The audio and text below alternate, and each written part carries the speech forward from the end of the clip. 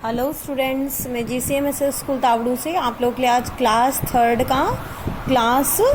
का lesson number 2 के बारे में मैं आज आपसे बात करूंगी, जिसके बारे में आपको पहले पढ़ा चुकी हूँ, द नॉटी लैम्प। आज मैं आपको उसके ग्रामेटिकल पोर्शन के बारे में बात करूंगी। किसके बारे में? ग्रामेटिकल पोर्शन के बारे में।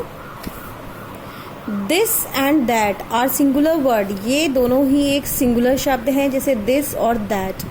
But they refer to only one thing, ये किसी भी एक चीज के बारे में बात करते हैं। These and those are plural word, ये दोनों क्या हैं? दिस और दैट। दीज और दोज, ये क्या है? प्लूरल वर्ड हैं। They refer to more than one thing, अगर एक से कोई भी चीज ज्यादा होती है तो हम उसके लिए दीज और दोज का प्रयोग करते हैं। जैसे दैट प्लांट नीड वाटर, इस प्लांट को पानी की जरूरत है। एक पौधे के बारे में बात हो रही है। This flower is very pretty, ये फ्लावर जो है बहुत ही सुंदर है। तो ये क्या है? एक फूल के बारे में बात हो रही है। These boys are very good, ये जो लड़के हैं ये बहुत अच्छे हैं। दोज शूज आर माइन, वो जो शूज हैं वो मेरे हैं।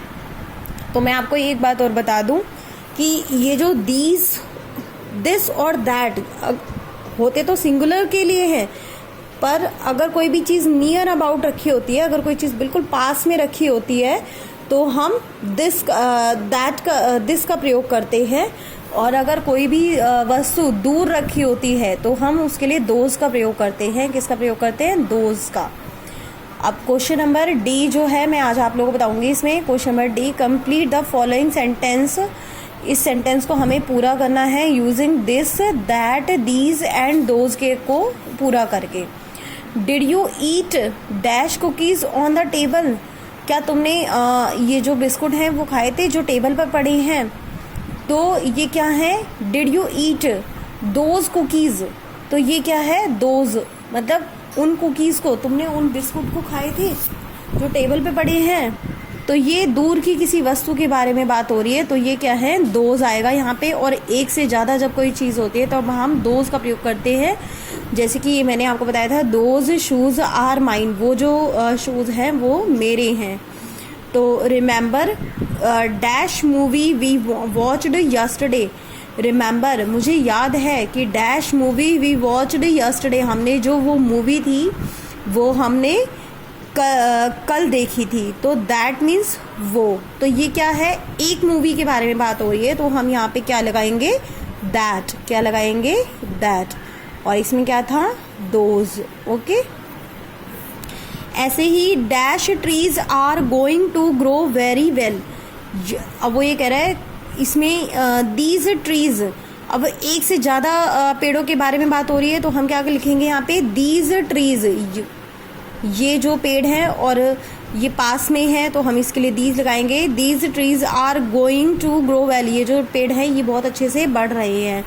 Did you buy dash grapes at the market, did you buy, क्या तुमने ये जो ग्रेप्स हैं, अब ये क्या है? एक से ज्यादा चीजों के बारे में बात हो रही है, तो ये क्या है? दोज आएगा। क्या आएगा? तुमने वो जो अंगूर है वो तुमने मार्केट से खरीदे थे, तो यहाँ पे क्या आएगा? Those. The dash police man is very gentle, तो ये क्या है? एक पर्सन के बारे में बात हो रही है और कोई जो पास में खड़ा है पर्सन उसके बारे में बात हो रही है, तो ये this police man is very gentle, ये जो पुलिस मैन है ये बहुत ही जेंटल है। ओके। ऐसे ही ये आज का हमारा होमवर्क है जो आपको करना है। 13/4/20 का ये हमारा होमवर्क है जो आपको आज करना है।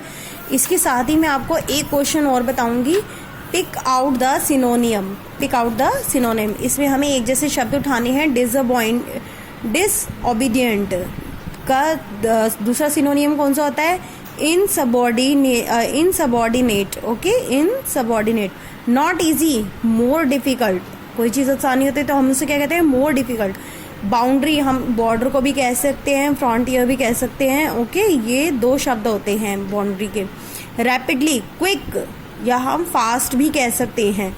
एक ये क्वेश्चन भी है हमारा होमवर्क में, ये भी आपको 13/4/20 में करना है। ठीक है। और इसके बाद एक क्वेश्चन और है 13/4/20 का है, ये भी होमवर्क है, ठीक है। Write the name of 4 fruit giving trees. ऐसे 4 फलों के नाम बताने हैं जो जिनके पेड़ होते हैं, जैसे एप्पल हो गया, pears, apricots, plums, cherries, almonds. तो ये हमारे 4 ट्रीज़ के नाम हैं जो हमें लिखने हैं अपनी नोटबुक में। ये मैं आपको बता दूं, देखिए तो ये 3 क्वेश्चंस हैं। एक तो क्वेश्चन नंबर डी है, ये देखिए आप ध्यान से ये करना है आपको। एक तो क्वेश्चन नंबर डी, एक question number pick out the synonym following, और एक है write the name of fruit given trees. Okay, ठीक, ओके।